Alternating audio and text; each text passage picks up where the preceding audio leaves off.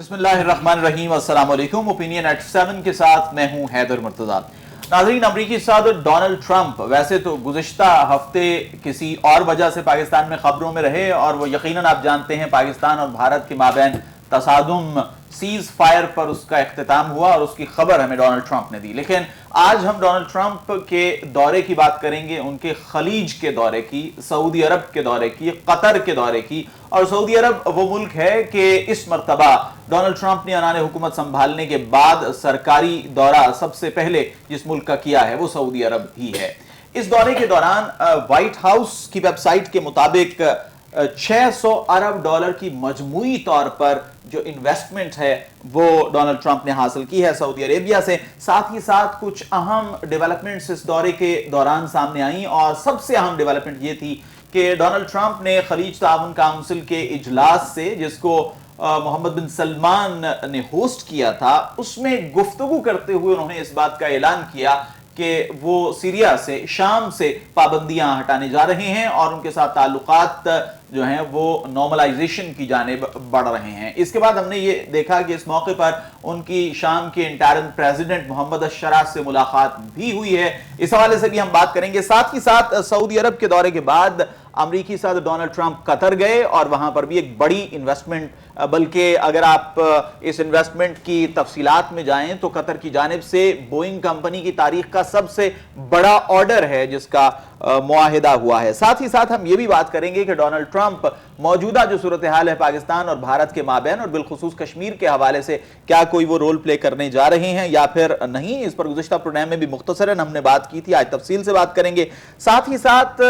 India کے حوالے سے ڈونلڈ ٹرمپ نے یہ دعویٰ کیا ہے کہ انڈیا نے امریکہ کو نو ٹیرف آفر دی ہے کہ جو مصنوعات امریکہ سے امپورٹ کی جائیں گی انڈیا میں اس پر کوئی ٹیرف نہیں ہوگا۔ اور کوشش کریں گے ہم کہ آج کے پروگرام میں ہم آپریشن بنیان و مرصوص کے بعد جو ملک کی اندرونی صورتحال ہے، بالخصوص سیاسی صورتحال، اس پر بھی گفتگو کریں۔ میں آج کے معزز مہمان گرامی کا تعارف کرواتا چلوں۔ آج میرے ساتھ موجود ہیں سینئر تجزیہ کار و صحافی جناب ضمیر آفاقی صاحب۔ ضمیر صاحب آپ کا بہت شکریہ، آپ نے وقت دیا۔ میرے ساتھ موجود ہیں ممبر کنٹونمنٹ بورڈ لاہور جناب کرنل اکبر بٹ صاحب، آپ کا بھی شکریہ، آپ نے وقت دیا۔ ضمیر صاحب، میں سب سے پہلے آپ سے گفتگو کا آغاز کروں گا۔ یہ بتائیے کہ جیسا کہ میں نے ابتدائیے میں بتایا کہ ایک بھاری بھرکم دورہ تھا، اس کی پوری انٹرنیشنل میڈیا میں اس کی بڑی کوریج ہوئی اور حقیقتاً یہ ایک بہت بڑا دورہ ہے، لیکن اگر اس ساری انویسٹمنٹ کے ساتھ ساتھ ہم مشرق وسطیٰ کی مجموعی صورتحال کی بات کریں اور ساتھ پیلسٹائن ایشو کی بات کریں، غزہ میں اس وقت بھی جو اسرائیل کی جانب سے بربریت جاری ہے اس کو بھی مد نظر رکھیں، تو یہ جو شراکت داری ہے وہ سعودی عرب کے ساتھ ہو یا پھر قطر کے ساتھ ہو،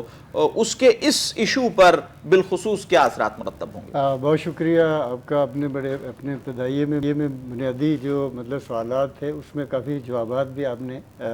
دیے ہیں اور بڑی ایک مدلل آپ نے گفتگو کی۔ دیکھیے، اس میں دو تین پہلو جو ہے وہ بڑے ابھر کر سامنے آئے ہیں اس ٹرمپ کے دورے سے۔ 4 روزہ دورہ تھا سعودی عرب میں، وہ گئے ہیں تشریف لے کر، وہاں پہ وہ 4 رہے ہیں اور پہلا غالباً ان کا یہ غیر ملکی دورہ ہے۔ اس سے جو سمجھ آ رہی ہے بات، اب دنیا کا جو ٹرینڈ ہے میں اس کو چینج ہوتے ہوئے دیکھ رہا ہوں کہ اب جنگوں کا جو ماحول تھا کبھی، اس سے ہٹ کر لوگ تجارت کی طرف جا رہے ہیں۔ تو یہ ٹرمپ کا جو دورہ ہے یہ سارے کا سارا جو ہے وہ تجارتی، اس کے ارد گرد ہی گھوم رہا ہے۔ وہ سعودی عرب میں گئے، برملا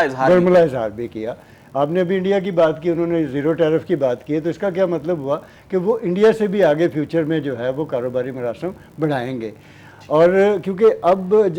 ظاہر جنگوں نے ویسے ہی انسانیت کو جو ہے ہمیشہ نقصان ہی پہنچایا ہے اور نقصان ہی ہوتا ہے،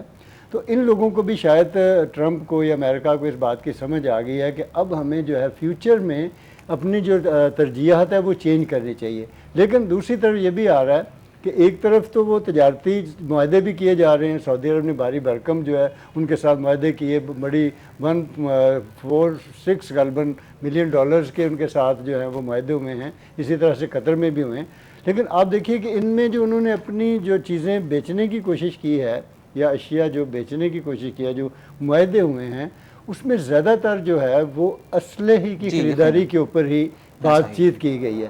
تو اس سے ایک اور بات بھی جو ہے نا وہ سامنے آ رہی ہے کہ اپنے تو وہ ملکوں میں جنگ جو ہے وہ اس طرح سے نہیں دیکھ رہے، لیکن اسلحہ جو ہے وہ بیچا جا رہا ہے مسلم ممالک میں. تو یہ جو ہے نا یہ بہرحال تشویشناک پہلو بھی ہوتا ہے، لیکن بہرحال دنیا جو ہے نا ایک دم سے ابھی تبدیلی کی طرف جا رہی ہے. ٹرمپ کا جو مقصد تھا جو لانے کا آئے ہیں وہ ایک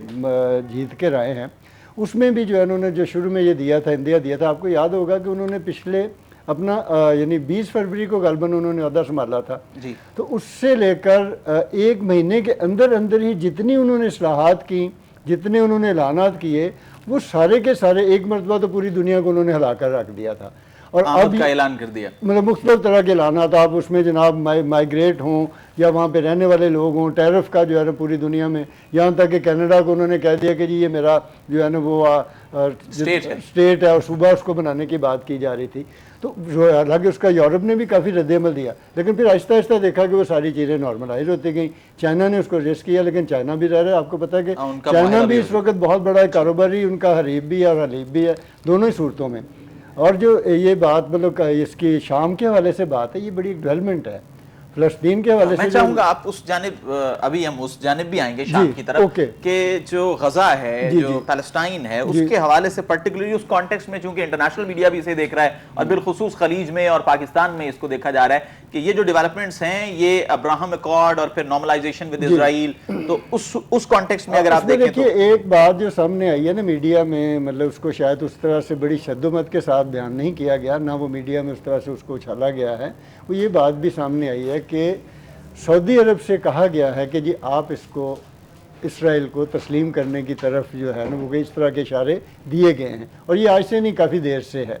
اچھا اب ظاہر ہے کہ یہ اسی وقت ہی ہو سکتا ہے کہ جب فلسطین جو ہے وہ اس کا کہیں نہ کہیں معاملہ جو حل ہو، کہ جب تک فلسطین کا معاملہ، غزہ کا معاملہ جو حل نہیں ہوتا، وہ جو بمباری ہو رہی ہے وہاں پہ، وہ جو لوگ مارے جا رہے ہیں، جو ابھی تازہ ترین حملے بھی ابھی تازہ ترین حملے روزانہ مطلب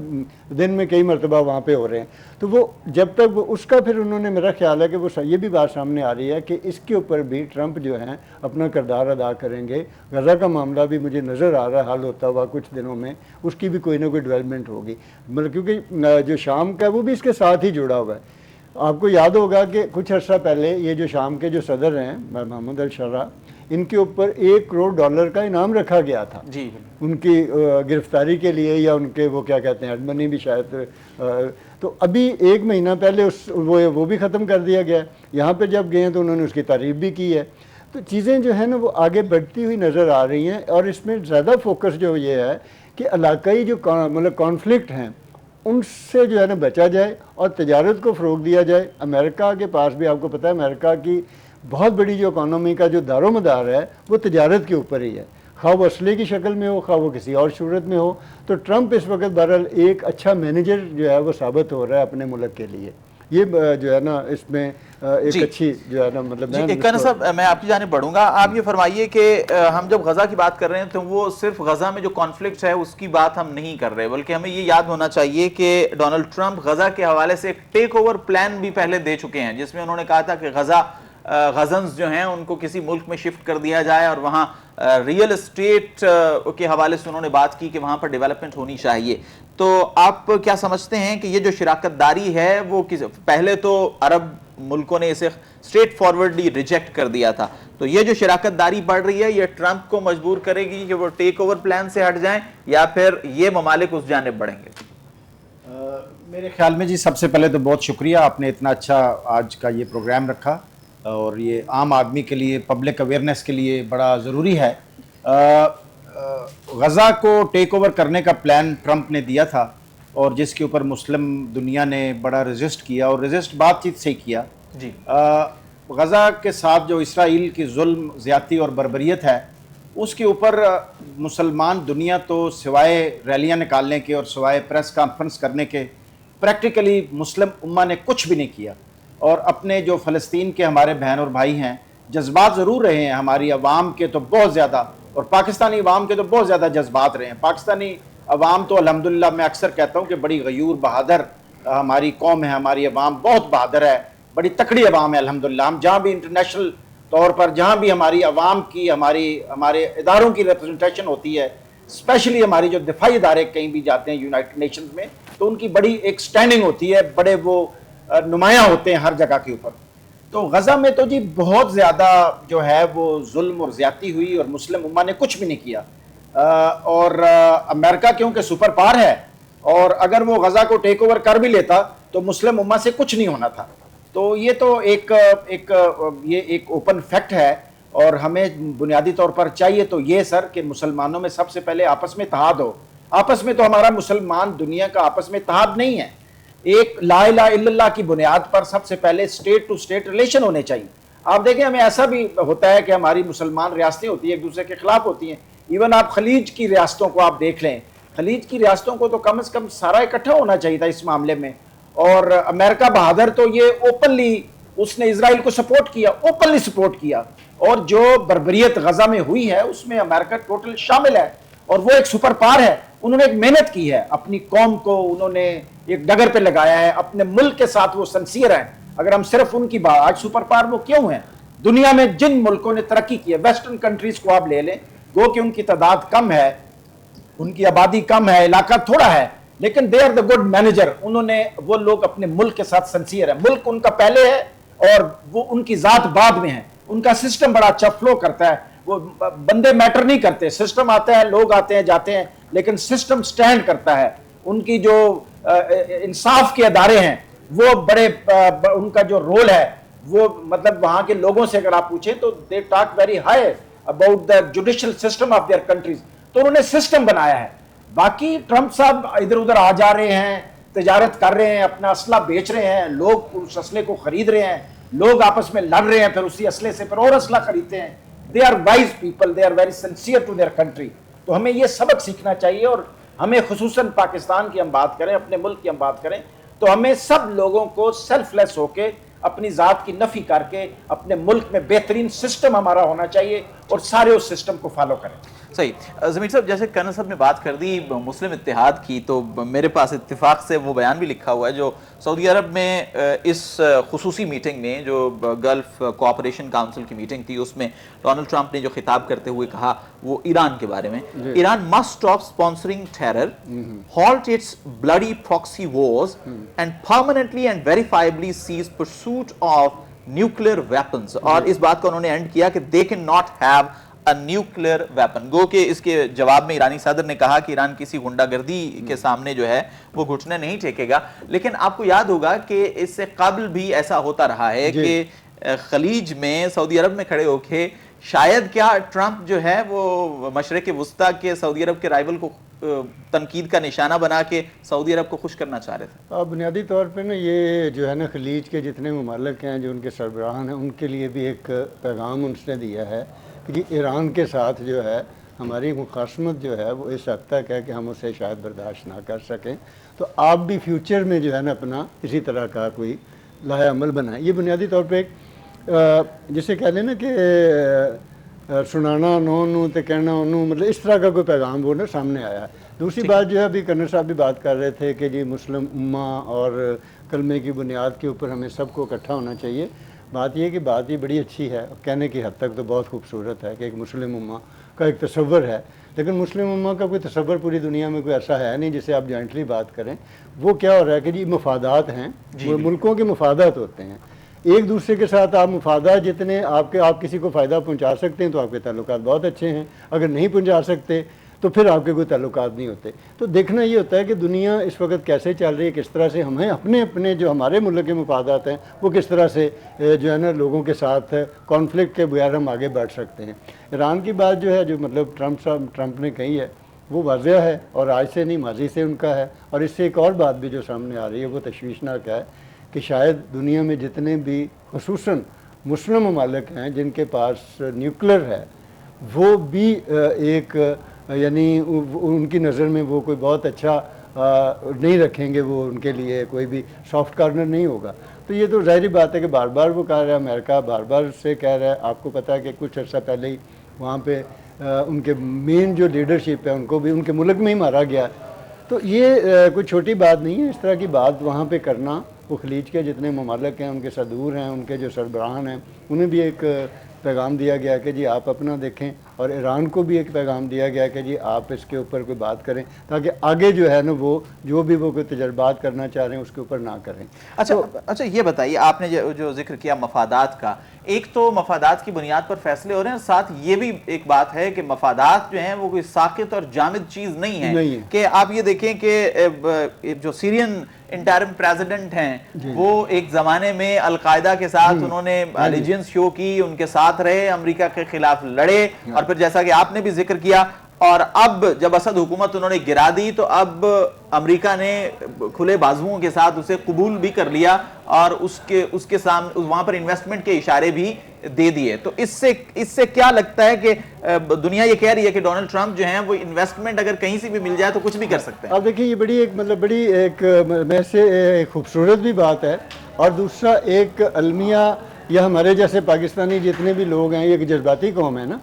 ہمیں مطلب جذبات سے ہٹ کر بھی تھوڑا سا سوچنا چاہیے کہ اگر ایک وقت میں ایک بندہ جو ہے وہ ٹیررسٹ ہے اور اس کے اوپر کروڑوں ڈالر کا انعام رکھا ہوا ہے اور اسے کہیں بھی دیکھیں تو پکڑ لینے کی، مار دینے کی باتیں کی جاتی ہیں، لیکن جیسے ہی وہ ایک ملک کا صدر بنتا ہے اور اس کے پاس پاور آتی ہے تو وہ سارے جتنے اصول تھے وہ سارے تبدیل ہو جاتے ہیں، اور پھر یہ بھی پتہ چلتا ہے کہ جی اب ہم اگر کاروباری کوئی بات کریں گے تو وہی بات آ جاتی ہے کہ مفادات جو ہیں وہ ہمیشہ سے مقدم ہوتے ہیں ہر ملک کے۔ وہ پہلے آپ کا سب سے دیکھیے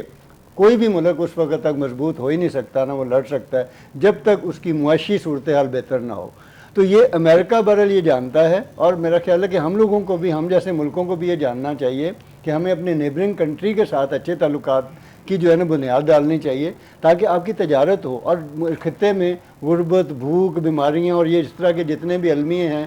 ان المیوں سے جنم لینے والے جو آگے مسائل ہیں، ہم ان سے باہر نکل سکیں۔ یورپ کا بہرحال یہ ہے، یہ سارے لوگ جو ہیں اس معاملے میں وہ اس طرح سے جذباتی نہیں ہیں جس طرح سے ہم ہیں،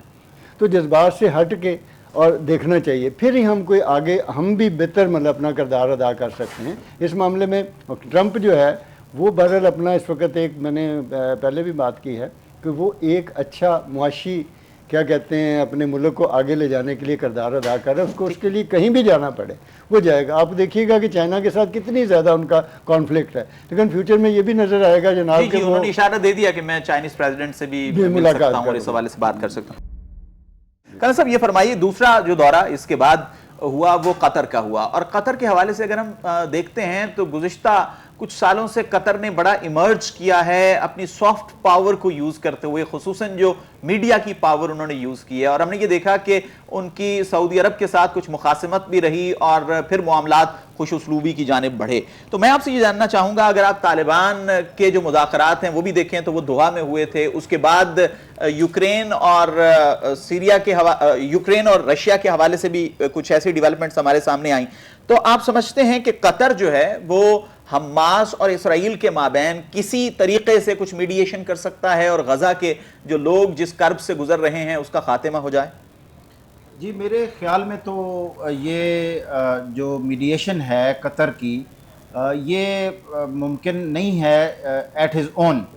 یہ تو تبھی ممکن ہے، وہ ایک قطر کا ایک صرف سامنے فرنٹ پہ ایک فیس ہوگا کہ جی یہ قطر میں یہ ہو رہا ہے، اور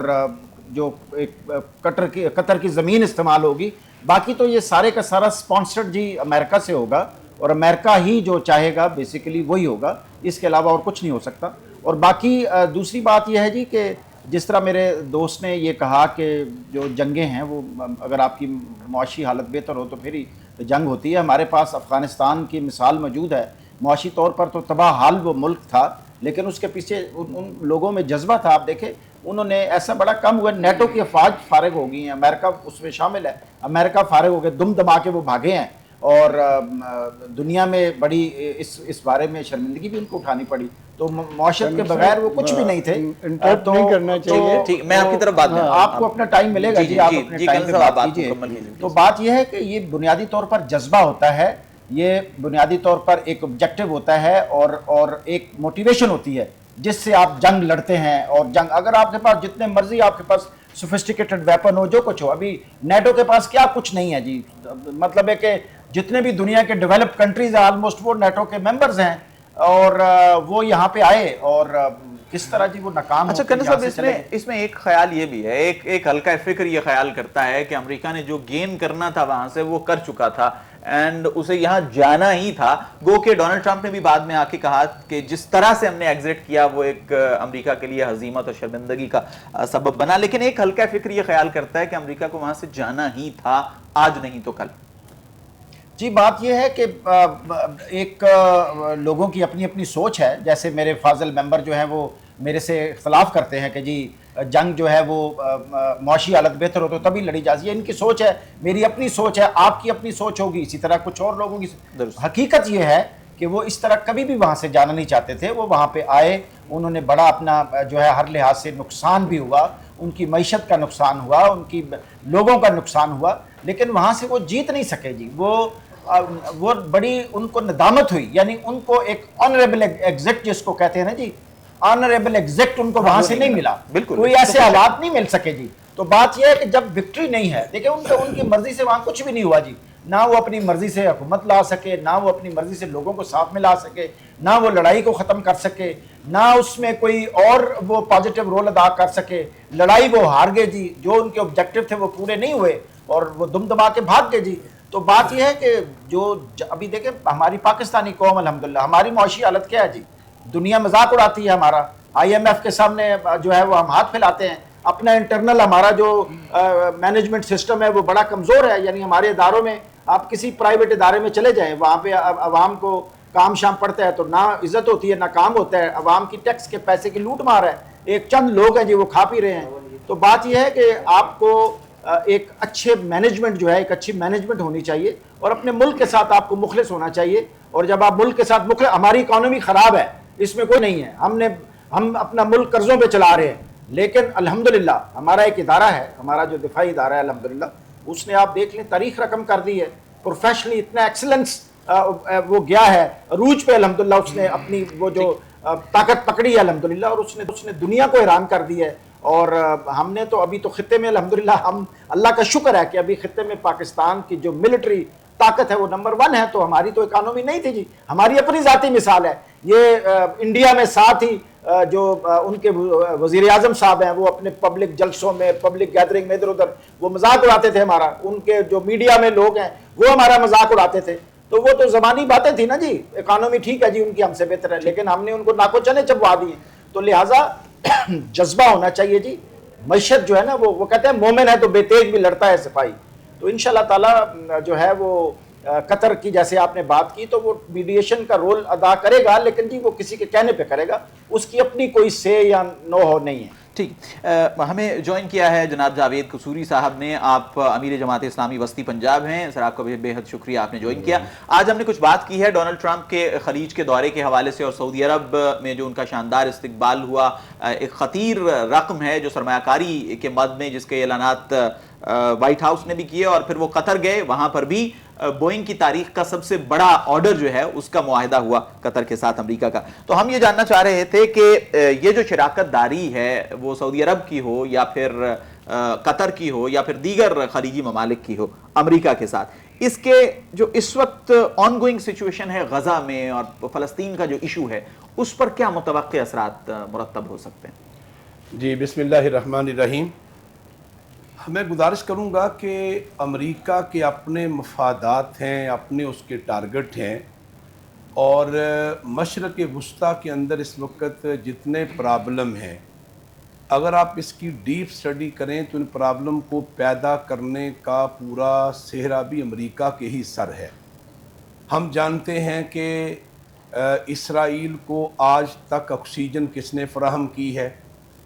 اسرائیل کو سپورٹ کون کرتا رہا ہے. گزشتہ 18 مہینوں سے جو اسرائیل درندگی کر رہا ہے, امریکہ براہ راست اس قتل عام میں شریک ہے, اور وہ وہاں اپنے بحری بیڑے لے کے کھڑا ہوا ہے, اور وہ آنکھیں نکالتا ہے قرب و جوار کے سارے ممالک کو کہ اگر کسی نے اسرائیل کو روکنے کی کوشش کی تو ہمارا بحری بیڑا پھر اس کے تحفظ کے لیے کھڑا ہوا ہے. اس کا ذکر انہوں نے کیا. تو اس لیے میں آپ سے کرنا چاہتا ہوں کہ امریکہ تو اس پورے خطے میں وہ پارٹ آف پرابلم ہے, پارٹ آف سلوشن نہیں ہے. جہاں تک تعلق ہے سعودی عرب اور قطر اور ان ممالک میں دورے کا, دیکھیے میں آپ سے عرض کرنا چاہتا ہوں کہ یہ جو خلیجی ریاستیں ہیں بدقسمتی سے مسلمان ریاستیں ہیں, ہمارے ساتھ ظاہر ہے کہ اسلامی नुक्ता नज़र से एक रिश्ता भी उनका है, मगर सच्ची बात यह है कि ये बादशाहतें सारी अमरीकी रहम करम के ऊपर ही खड़ी हुई हैं और इनका तहफ़्फ़ुज़ और इनकी बका वो अमरीका से हट के सोच भी नहीं सकते। इसलिए यानी ये कहना कि अमरीकी सदर के दौरे के नतीजे में उम्मत मुस्लिमा को फ़ायदा होने जा रहा है, को गज़ा और फ़लस्तीन के मुसलमानों को फ़ायदा होने जा रहा है, तो मेरा ख्याल है इस खाम ख्याली के अंदर ना मेरे ज़हन में तो नुकसान था, ना हमें होना चाहिए। मेरे ज़हन में तो नुकसान था। जी, मैं यही अर्ज़ करना चाहता हूँ और मैं ये भी बताना चाहता हूँ कि ये किस कदर बदकिस्मती है कि अमरीकी सदर सऊदी अरब पहुँचे हैं तो क्या सऊदी वली अहद ने अमरीकी सदर से गज़ा और फ़लस्तीन के मुसलमानों के कत्ले आम के ऊपर कोई बात उनसे की है, कोई रिपोर्ट आई हुई है इस वक्त तक, या ये कि जिस तरीके से उनको चारों तरफ से घेर करके अब ग़ज़ाई किल्लत के नतीजे में एक तरफ उनके ऊपर बारूद की बारिश की जा रही है और दूसरी तरफ चारों तरफ से घेर लिया गया है और अब रोज़ाना की बुनियाद पे ग़ज़ाई किल्लत की वजह से बच्चों की अमवात वाक़ई हो रही हैं, तो क्या कतर और सऊदी अरब और इन ममालिक का फ़र्ज़ नहीं बनता था कि वो अमरीकी सदर के आने के ऊपर वो फ़लस्तीन का मुकदमा उनके सामने पेश करते? तो देखिए ये इस वक्त तारीख़ जो है ना उसके अंदर कुछ चीज़ों के अंदर बिल्कुल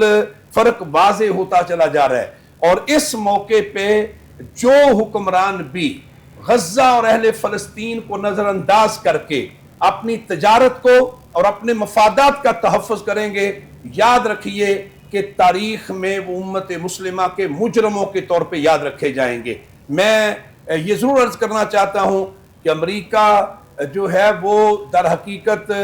वो इन ममालिक के अंदर भी इसराइल का रास्ता हमवार करने के लिए ही तगोदो कर रहे हैं, जिक्र भी किया तो और वो उसी पैटर्न के ऊपर, उसी एजेंडे के ऊपर अमल पैरे हैं जो नेतन्याहू का एजेंडा है। इसलिए मैं तो समझता हूं कि उम्मत को बेदार होने की जरूरत है और उम्मत मुस्लिमा बेदार होगी वही अपने मफादात का तहफ़्फ़ुज़ करेगी। जावेद साहब, इसी हवाले से जो मैं अभी आपके आने से पहले मैंने डोनाल्ड ट्रंप का बयान जो है वो पढ़कर सुनाया, जिसमें उन्होंने ईरान के हवाले से गुफ्तगू करते हुए कहा कि ईरान को जो ब्लडी प्रॉक्सी वॉर्स का नाम उसने दिया, और जाहिर है कि वो लबनान की बात कर रहे हैं और वो हमास के साथ जो मदद है ईरान की उसकी बात कर रहे हैं या हूसियों की बात कर रहे हैं। तो सऊदी अरब में गल्फ कोऑपरेशन काउंसिल में खड़े होकर ईरान के हवाले से जो उन्होंने बात की है, इसको आप किस नज़र से देखते हैं इस खास पर्सपेक्टिव में, गज़ा के पर्सपेक्टिव? अच्छा, मैं ये समझता हूँ कि अमेरिका का मामला ये है कि वो सऊदी अरब के साथ मिल कर के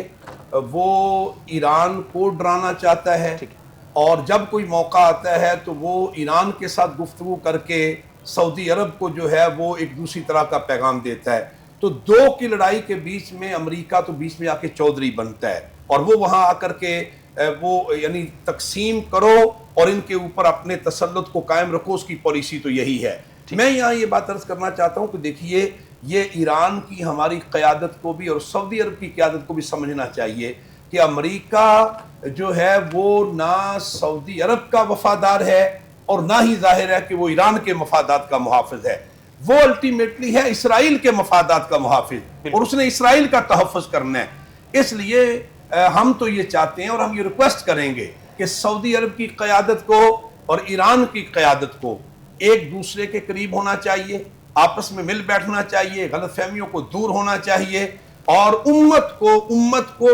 के कट होने का जो है रास्ता हमवार करना चाहिए, बजाय इसके कि वो शिया सुन्नी की बुनियाद पे हमें लड़ाए और वो बीच में आकर के इसराइली मफादात का तहफ़्फ़ुज़ करे। अमेरिका का तो बुनियादी तौर पर यही एजेंडा है और मैं बताना चाहता हूं कि देखिए अमेरिका की तारीख इस वाले से बड़ी भयानक है। यानी इराक में वो एटमी हथियारों के बहाने आया और उसने इराक को किस तरीके से तहस नहस किया, फिर वो शाम के अंदर उसने अपना खेल खेला, फिर उसने सैंक्शंस खत्म कर दिए, अब शाम से पाबंदियां हटा दी जी, अब शाम में पाबंदियां हटा दी हैं। लेकिन सवाल तो ये है ना कि खुद शाम की मौजूदा हुकूमत की फ़लस्तीन के बारे में क्या पॉलिसी है, वो इसराइल के बारे में उनका क्या मौक़िफ़ है। जब तक वो इसको क्लियर नहीं करेंगे मामला शुकूक व शुबात की तरफ जाएंगे। इसी तरीके से आप देखिए कि यमन और लबनान और लीबिया में भी अमेरिका ने तबाही की है, अफगानिस्तान में वो जो है वो आया वो दहशतगर्दी के बहाने और यहाँ लाखों मुसलमानों का कत्लेआम किया। تو امریکہ جو ہے وہ تو در حقیقت اس وقت ایک عالمی طاغوت کی شکل اختیار کر گیا ہے، اور وہ اس وقت پورے مشرق وسطیٰ میں اسرائیل کے لیے راستوں کو ہموار کر رہا ہے، اور اسرائیل کے راستے میں آنے والی ہر رکاوٹ کو وہ کہیں آنکھیں دکھا کے اس کو جو ہے پیچھے ہٹا رہا ہے، اور کہیں ڈپلومیسی کر کے اور ان کو اسرائیل کے ساتھ کھڑا کرنے کی کوشش کر رہا ہے۔ اور افسوس کی بات یہ ہے کہ یہ سب کچھ فلسطینی اور اہل غزہ کے خون کی قیمت پہ کیا جا رہا ہے، یہ کسی طور پہ بھی قابل قبول نہیں ہے۔ اور دیکھیے میں آپ کو بتانا چاہتا ہوں کہ غزہ اور فلسطینیوں کے اس مقدس لہو کے بل بوتے پہ جو حکمران بھی اپنے محلات تعمیر کرنے کی کوشش کرے گا، یہ اللہ تعالیٰ کی قدرت کاملہ اور اس کی سنت ہے کہ ایسے تمام لوگ وہ ایکسپوز ہوں گے، اور ان کی بادشاہیں اور ان کی رونتیں وہ برقرار نہیں رہ سکتی۔ ٹھیک ہے آفاقی صاحب، میں آپ کی جانب آؤں گا، ہم خلیج سے اپنے ملک کی جانب واپس آتے ہیں۔ تو آپ یہ فرمائیے کہ آپریشن بنیان مرصوص کے بعد جو صورتحال ہے اس پر بھی ہم بات کریں گے، لیکن آپ سے میرا پرٹیننٹ کوسچن یہ ہے کہ ڈونلڈ ٹرمپ کے حوالے سے آپ نے یہ بات کی کہ دنیا میں وہ جنگیں سمیٹنے کی بات کر رہے ہیں، وہ یوکرین میں ہو یا پھر ان کے آنے سے پہلے سیز فائر غزہ میں بھی ہوا۔ تو آپ یہ فرمائیے کہ جو اس کانفلکٹ کے دوران انہوں نے بیان دیا کشمیر کے حوالے سے، اور اب پاکستان اور بھارت کے مابین ڈائیلاگ بھی ہوگا، ابھی میں پاکستان کے وزیر خارجہ کی گفتگو بھی سن رہا تھا، تو کیا ایسا کوئی رول ہے کہ جو آپ کو نظر آتا ہے کہ اس پرٹیکولر ایشو کشمیر ایشو کے حوالے سے امریکہ پلے کرے؟ بہت شکریہ۔ دیکھیں یہ تو اب کچھ چیزیں جو ہے نا طے شدہ ہیں، مطلب میں نے پہلے اسی پہ تھوڑی سی گفتگو کی تھی کہ اب وہ جنگوں کا جو اس طرح کا ماحول ہے وہ اس طرح سے نظر نہیں آئے گا۔ کشمیر کے حوالے سے اس نے کافی عرصہ پہلے بھی بات کی تھی، لیکن یہ جو ہمارا ابھی انڈیا کے ساتھ ایک جنگ ہوئی ہے اس کے بعد زیادہ اس چیز کی ضرورت محسوس کی جا رہی ہے، کیونکہ دونوں ہی ملک جو ہیں ایٹمی پاور ہیں، اور کہیں بھی کسی بھی جگہ پہ کسی کی ایک غلطی کے ساتھ پورا خطہ جو ہے وہ برباد ہو سکتا ہے۔ اور اس کے حوالے سے ٹرمپ نے یہ بھی کہا کہ جی اس جنگ کو بند کروانے میں بھی ان کا کردار ہے، انہوں نے آگے بڑھ کے کہا ہے، تو یہ جنگ جو ہے نا بند ہوئی ہے۔ دوسری بات مطلب وہی ہے، ابھی مطلب جو ہمارے دوست یہاں فرما رہے تھے، میں پھر اسی پہ آؤں گا کہ جنگیں نہ تو کبھی مسائل کا حل ہیں، اور جنگوں کے لیے بھی آپ کو ایک مضبوط جو ہے اپنی اکانومی اور اپنی ٹیکنالوجی، اب یہ ساری کی ساری جنگ جتنی بھی ہوئی ہے وہ ٹیکنالوجی کے بیس پہ اوپر ہوئی ہے، ٹھیک ہے۔ اور پھر یہ جو ہمارا کیا کہتے ہیں امت کا جو تصور ہے وہ آپ دیکھ لیجئے، 16 سے 55-56 ملک ہیں، کسی ایک کا کسی کے ساتھ نہیں، کوئی مطلب ملتا بھی نہیں ہے، نہ کسی کی مدد کو آتا ہے۔ ابھی اس جنگ میں دیکھیں جس افغانستان کی بات فرما رہے ہیں اپنا کرنل صاحب، یا ایران کی بات ہو رہی ہے، آپ کے ساتھ کون کھڑا ہوا تھا؟ جبکہ افغانستان سے وہی امریکن اسلحہ جو ہے وہاں پہ پڑا ہوا، اس کے ساتھ ہمارے وہ TTP والے جو ہیں یا دوسرے تیسرے آ کے یہاں پہ حملے کرتے ہیں۔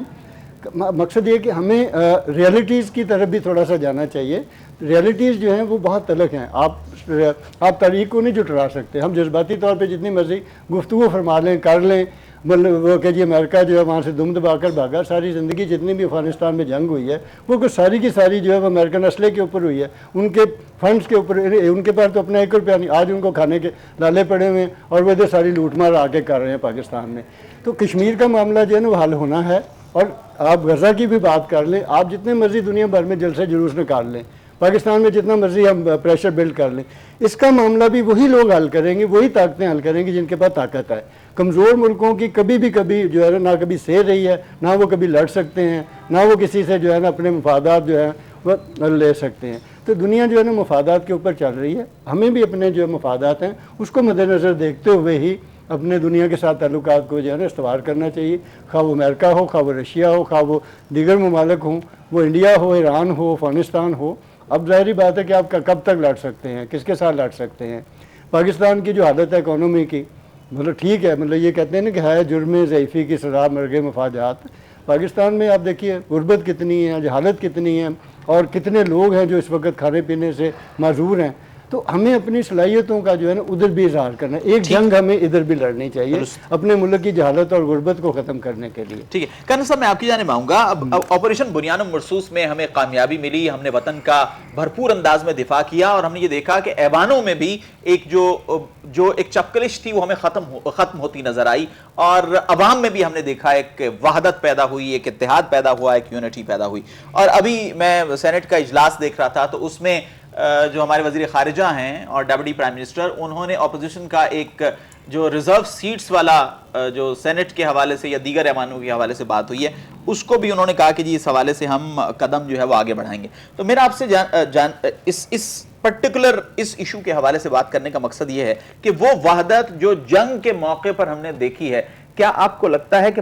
پرٹیکولرلی سیاسی محاذ پر یہ اسی طرح معاملہ آگے چلے گا، یا پھر ہم وہ بائی پولر سچویشن قائم ہو جائے گی ایوان میں جو پہلے ہم دیکھتے تھے؟ جی اس طرح ہے کہ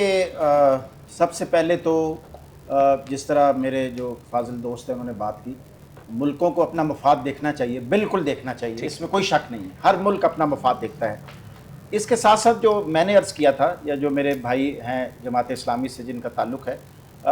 ہم نے بنیادی طور پر یہ عرض کیا کہ مسلم امہ کو آپس میں اتحاد کرنا چاہیے. ٹھیک ہے. ہماری جو بانڈنگ ہے، دیکھیں نا، ہم پاکستان دو قومی نظریے پہ بنا، ہماری بانڈنگ جو ہے وہ لا الہ الا اللہ ہے، ہماری یہ بانڈنگ ہے. مسلمان کو دنیا میں کسی جگہ پہ بھی اگر کوئی تکلیف ہو نا تو ہمیں اس کا ریسکیو کرنا چاہیے. اس کے ساتھ ساتھ انسانیت، سارے مذاہب جو ہیں وہ قابل قدر ہیں، انسانیت سب سے پہلے ہے. لیکن غزہ کے لیے مسلم امہ نے کوئی کردار ادا نہیں کیا سوائے دو لفظ بولنے کے، سوائے پریس کانفرنس کرنے کے. اور جس طرح میرے دوست جو ابھی تشریف لائے انہوں نے کہا کہ یہ جو بادشاہی نظام ہے یہ تو بیسیکلی انہی کی مرہون منت ہے، انہی کا سپانسر ہے، وہ اسی کو فروغ دے رہے ہیں. اچھا ابھی آ جائیں جی کہ یہ جو ہمارا ریسنٹ 10 مئی کو الحمدللہ اللہ تعالیٰ نے پاکستانی قوم اور پاکستانی افواج کو فتح دی، اور الحمدللہ اگلے پچھلے صاحب ہم نے جھکا دیے، اور ہم اپنے یہ جو ہمسایہ ملک ہے ہمارا، ہم ان سے کوئی جنگ بھی نہیں ہارے آج تک. یہ ویسے ہی اپنا میڈیا کے اوپر وہ ان کا ایک میجر گوراواریہ ہے، اور بلا بلا سوشل میڈیا کے اوپر ہم نے کراچی فتح کر لیا، وہ کر لیا، یہ کر لیا، اور تم یہ اور تم وہ. اور وہ ایرانی فارن منسٹر کو بھی بڑا بدتمیزی سے بلا رہا تھا جنہوں نے ہمارا ساتھ دی. ایرانین سفارت خانے نے اس پر ٹویٹ بھی کیا. جی ٹویٹ بھی کیا. تو بات یہ ہے جی کہ انڈیا جو ہے ہم سے 1971 کی جو ہماری جنگ ہوئی تھی وہ کہتا ہے جی. کرنل صاحب میں یہ پوچھ رہا ہوں، اب پوسٹ بنیان مرصوص اندرونی صورتحال، سیاسی صورتحال، اس پر کیا امپیکٹ ہوگا؟ اس میں جی یہ ہے کہ سیاسی طور پر نا یہ رساکشی اسی طرح جاری رہے گی، اس میں ذرا بھی فرق نہیں آئے گا. اس کی وجہ یہ ہے کہ بہت سارے ifs and buts ہیں اس میں. سیاسی طور پر بالکل بھی متحد نہیں ہوں گے ہم، عوام ڈیوائیڈڈ ہے سیاسی طور پر، یہ میرا تجزیہ ہے. یس جہاں تک قومی مسائل ہیں، افواج پاکستان ہے اور اور ہماری جو ہمارے اکٹھے، جیسے کشمیر کے اوپر پوری پاکستانی قوم ایک ہے، ارریسپیکٹو آپ کوئی کس سیاسی پارٹی ہے، کوئی کون نظریہ ہے. اسی طرح انڈیا کے خلاف جب بھی کبھی اس طرح کا موقع دوبارہ آیا تو قوم ہماری ایک ہی ہوگی الحمدللہ، اور اس قوم نے یہ دکھایا ہے کہ ہم ایک ہیں، ہم اپنی فوج کے ساتھ ہیں الحمدللہ. جہاں تک سیاسی معاملات کا تعلق، سیاسی معاملات ہمارے بہت زیادہ پولوٹڈ ہیں، بہت زیادہ ناانصافی ہے ہمارے سیاسی معاملات میں. مطلب ایسا کبھی ہوا ہے جی عوام ووٹ ادھر دے رہی ہے، ووٹ نکل ادھر رہا ہے؟ یہ تو پاکستانی عوام کو پتہ ہے، یہ غلط بات ہے جی. پھر میڈیا کی آزادی ہونی، زبان پہ پابندی نہیں ہونی چاہیے جی. آپ جو اچھی بات ہے، ابھی ہم سیاست کی آپ نے کہا نا کہ ملک میں سیاسی ماحول کیسا ہوگا. آپ دیکھیں لوگ دوسرے ملکوں میں اوپن میڈیا، اوپن لوگ اوپن بولتے ہیں، ان کو کوئی سختی نہیں ہوتی. یہاں پہ تو جب تک آپ دلوں پہ قابو نہیں کر سکتے، دماغ پہ قابو نہیں کر سکتے. آپ نے ایک سسٹم ہے، سارے اس کو فالو کریں، تمام قانون سب سے اعلیٰ ہو. یہاں پہ جوڈیشری کو آپ نے ہمیشہ تبدیل کیا اپنی مرضی سے، 26ویں آئینی ترمیم کر کے اپنی مرضی سے جناب عہدے بھی بڑھا دیے، سال بھی بڑھا دیے، آئینی بینچ بھی بنا دیا، اپنے بندے مطلب اس کو ایک سیاست بنا دیا کہ سیاسی جو ہے وہ لوگ جتنے اکٹھے ہو گئے، جتنے زیادہ ہوں گے تو وہ چیف جسٹس ہوگا اور وہ بلا. تو عوام میں ڈسپونڈنسی ہے. سیاسی طور پر عوام امپروومنٹ چاہتے ہیں. عوام جب انصاف ہوگا، یاد رکھیں، جب صاف ہوگا اور شفاف کام ہوگا اور مڈل کلاس کے لوگ آگے آئیں گے، مڈل کلاس کے، درمیانہ طبقہ. ابھی تو درمیانہ طبقہ پیچھے کھڑا ہے جی، ادارے مار رہا ہے. سارے ہراول دستے میں کون ہے؟ ہراول دستے میں سارے کے سارے فیوڈلز ہیں. جب تک فیوڈلز ہوں گے تو اس وقت تک بہتری نہیں آئے گی سیاسی طور پہ. جاوید صاحب بالکل پروگرام کا وقت ختم ہوا چاہتا ہے، کچھ آپ تاخیر سے بھی آئے، تو میں چاہوں گا 1 منٹ ہے ہمارے پاس، اس میں آپ مجھے یہ بتائیے جو سوال میں نے کرنل صاحب سے کیا وہی سوال آپ سے ہے. میں پہلی گزارش تو یہ کرنا چاہوں گا، پہلے جو دوست بات کر رہے تھے، دیکھیں یہ جو نقطہ نظر ہے نا کہ یا ہمیں دنیا کی غلامی کرنی ہے اور یا پھر ہم نے ان کے سامنے جھک کے رہنا ہے. میرا خیال یہ ہے کہ ایسا نہیں ہے. اسلام اور ایمان اور قرآن جس کے اوپر ہم بلیو کرتے ہیں اور جس اللہ کے اوپر ہم ایمان رکھتے ہیں، وہ ہمیں مسلسل یہ پیغام دیتا ہے کہ مسلمان وہ حریت فکر کا لمبردار ہوتا ہے، وہ حق کی بنیاد پہ کھڑا ہوتا ہے، وہ نظریے کی بنیاد پہ کھڑا ہوتا ہے۔ اس لیے یہ کہنا کہ دنیا کی جو کمزور قومیں ہیں انہیں طاقتوروں کی غلامی اختیار کر لینی چاہیے، میں اس کا حامی نہیں ہوں۔ میں یہ سمجھتا ہوں کہ اہل غزہ اور اہل فلسطین نے مزاحمت کر کے اسرائیل کے غرور اور تکبر کو خاک میں ملایا ہے، اور میں یہ سمجھتا ہوں کہ فلسطینیوں نے اسرائیل کے مقابلے میں مزاحمت کر کے پوری امت مسلمہ کو ایک درس حریت دیا ہے اور درس جہاد دیا ہے۔ دوسری بات یہ ہے کہ اس وقت جو پاکستان کا اندرونی ماحول ہے، دیکھیے اس میں کوئی شک نہیں ہے کہ 10 مئی کو پاکستانی قوم کو ایک فتح ملی ہے، ہماری افواج نے ایک شاندار کردار ادا کیا ہے اور انڈیا کو اس کے اندر گھس کے مارا ہے، اور ادھر بنگلہ دیش میں پاکستان زندہ باد کے نعرے لگ رہے تھے۔ اس کا مطلب یہ کہ آپ نے 71 کا بھی بدلہ لیا ہے۔ لیکن میں یہ عرض کرنا چاہتا ہوں کہ یہ جو اس وقت یکجہتی کا ماحول ہے، اس یکجہتی کے ماحول کو برقرار رکھنا یہ حکومت کی ذمہ داری ہے، اور حکومت کا فرض بنتا ہے کہ وہ اس طرح کے اقدامات کرے کہ جس کے نتیجے میں یہ یکجہتی مزید آگے بڑھے، سیاسی ماحول نارمل ہو، اور اس کے لیے بہت ضروری ہے کہ 73 کے آئین کے مطابق تمام قوتیں اپنے اپنے آئینی حدود میں جائیں، اپنے اپنے آئینی داروں میں جو کام ان کے ذمے ہے وہ کام کریں، اور اس ملک کو آئین اور قانون کے مطابق چلنے دیں۔ یہ ملک بند کمروں کی سازشوں کے نتیجے میں اگر چلے گا تو یہاں سیاسی انتشار ہوگا۔ اگر آپ اس کو 73 کے آئین کے مطابق تمام اداروں کو ان کی آئینی حدود کے اندر لے کے جائیں گے تو اسی کے نتیجے میں اس قوم کے اندر یکجہتی پیدا ہوگی، اور یہ قوم اس کے اندر بڑا پوٹینشل ہے، اس قوم کے اندر بڑا جذبہ ہے۔ 10 مئی کو ثابت ہوا کہ یہ قوم دنیا کی طاقتور قوم بن سکتی ہے، شرط یہ ہے کہ اس قوم کو حکمران بھی اچھے ملیں اور اس قوم کے اندر یکجہتی پیدا ہو۔ جناب جاوید قصوری صاحب آپ کا بہت شکریہ، آپ نے وقت دیا۔ ضمیر آفاقی صاحب آپ کا بھی شکریہ۔ جناب کرنل ریٹائرڈ اکبر بٹ صاحب میں آپ کا بے انتہا شکر گزار ہوں کہ آپ نے وقت دیا اور تشریف لائے۔ آج کے پروگرام کا اختتام کرتے ہیں، اور میں اسی دعا کے ساتھ ہی اختتام کروں گا کہ 10 مئی کو جس یگانگت کا، جس وحدت کا، جس اتحاد کا، جس مورال کا، جس کریج کا، جس حوصلے کا ہم نے مظاہرہ کیا ہے، اللہ کرے کہ وہ آنے والے دنوں میں بھی اسی طرح رہے۔ حیدر مرتضیٰ کو اجازت دیجیے، خدا حافظ۔